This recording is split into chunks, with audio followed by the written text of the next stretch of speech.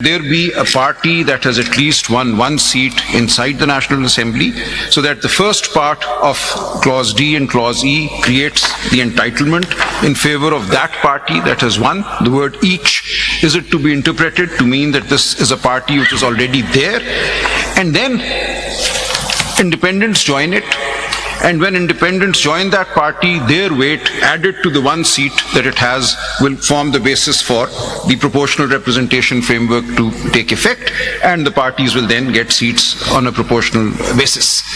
And my simple answer to that is that this results in a discontinuity, and a conceptual discontinuity, to say that 86 members plus 1, 87 have weight, 86 who join a party that does not have presence in the assembly have no weight. It makes the assembly unrepresentative, especially if the seats that were to go to these 86 members go to the other parties which are present there. The assembly loses its representative character.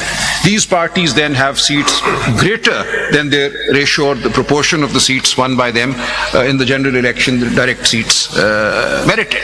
So this, I would suggest, is there any ratio specified for distribution among the members of?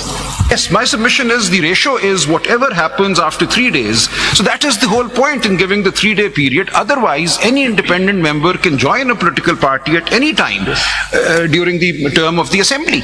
But joining within 3 days entitles that independent member's weight to be added to the weight or to form part of the weight of that Mr. party. Salman Raja, you have just given the example of a political party that wins one seat, and then there's in your scenario that you have put forward, 86 join it. a huge number of independents who join hands. Yes. Now we can keep multiplying scenarios, and obviously as general elections are held, whatever happens in those general elections happens in those general elections. But it seems to me, firstly, that the working assumption over here is that by far the majority of the seats would be won by political parties, and independents would be a small, very small number. But putting that to one side, as a matter of principle, I mean, life is whatever life is, and as they say, life is stranger than fiction, and there can be, multiple factual, counterfactual situations that can be envisaged. But in the end, the Constitution had to lay down a bright line rule, right? Yes. And the bright line rule is, Well, my submission is... maybe in one general election there's this very odd situation that you have... My submission is... But the bright line rule has to be laid down. I have to submit that that bright line rule has to be consistent with the overall purposes of the Constitution. The overall purpose of the Constitution is to create a representative National Assembly. Now, it is open to your lordships to read the first part of D and E and the word each political party as continuing with the proviso. The proviso is not a complete break. The proviso, I submit, and this is the reading that helps us create a representative National Assembly, that the proviso is in fact clarifying that the seats won include the seats that have come to the party on account of independents joining it. That's the whole point, I submit, of the proviso. So it is very clear that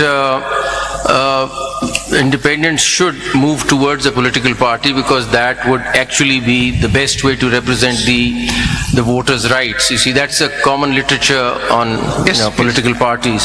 That's why you have a political party.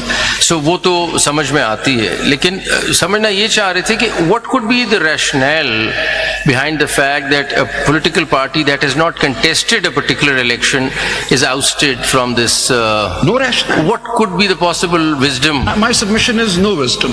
To oust a party that independents have joined on the ground that it had not contested the election simply makes the National Assembly Well, I see it in another way, just as a thought, you see, thinking about it, that if we were to consider this outside party as a political party for this purposes, then we don't get any problem regarding unrepresentativeness. Also, the proportional representation system is actually actualized by bringing in a political party into the scheme of things. But the only question is that the mere language of Article 51 does not support this kind of conceptual thought. But my submission is the language is not clearly opposing this either. So if there is, It's not supporting it but either. it's not opposing it either. So that is why we need to place this provision, as my lords have done again and again, in the overall scheme of the Constitution. But isn't it that we are trying to read the Constitution, which has prescribed a scheme which may in the general turn of things work, to a very unusual situation? So we are looking at a situation which is very irregular and unusual, which is not within the normal scheme, and we're trying to now fit it all in to that constitutional interpretation or scheme which was not Yes, but my submission envisioned. is, it is possible this time we have 87 independents, 20 or 25 independents have happened very often.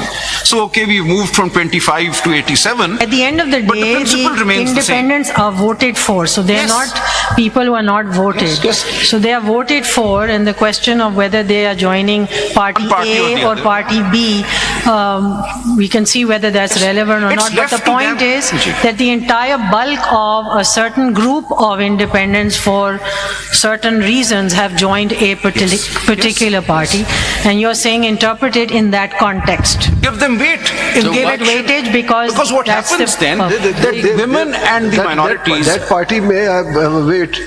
If there is any legislation, they can vote in case of confidence sir. or no confidence of. Sir, देखिए, ये this- 3 दिन के जो time दिया है, this is very specific in the constitution. Yes, sir. This 3 days time is only for the Proportional independents- representation. Only for the independents to join parties. That part देखिए, आप किसी चीज में शामिल करने के लिए कुछ होगा तो उसमें शामिल मैं करें। उसको- नहीं, सर। एक मिनट कोई बात होगी, कोई चीज होगी तो उसमें शामिल करेंगे। आपके पास कोई, अब मिसाल क्या दूं, आम मैं सी अर्ज मिसाल, करता हूं। आप मैं- I understand what my general lord is public saying. के लिए मिसाल के तौर पर आप कॉफी बनाते हैं, पहले कॉफी डालते हैं, उसके बाद से जी, these are पानी two ways डालते हैं of- ना। I understand. तो जब आप पहले से उसमें कुछ ना हो, मतलब these are- बेशक जितने भी शामिल होते मैं रहे, अर्ज करूंगा, these are two ways of looking at the word. Join meaning that there is something already inside the National Assembly and you join, or joining a party. It is simply saying they are to join a party. They can. So it can be a party outside the National Assembly they as well. can, yes. Okay. But Now- whether now- they can get that benefit मैं एक within 3 minute sir, days or एक not. Minute. The proviso in D and E lays down the 3-day period specifically in order to give them weight for the purpose of the reserved seats on proportional representation. Otherwise, an independent can join after 100 days. There is no bar, no restriction on an independent joining a political party. The fact that this proviso has been placed in 51(6)D and 51(6)E is to say that if they join within 3 days, then their weightage will count towards the proportional representation system, and the reserved seats will take into account their weight. If they join after 3 days, they're free to join after 3 days also. But in that case, their joining will have no significance as regards the proportional representation framework. They will still be able to vote as members of that party and so on. So the distinction in the 3-day period is, आप उस party जिन्होंने election में seat जीती है, उनको आप wait नहीं दे रहे उस पार्टी के बराबर। सर, उसको भी join कर सकते हैं। नहीं, जिसने कोई भी सीट ना जीती हो। ये बेनिफिट तो सर, ये तो इंडिपेंडेंट्स की मर्जी है, and the electorate has given them that authority. When an independent is elected by the electorate, we will assume that the electorate knows that the Constitution allows this independent candidate to join a party.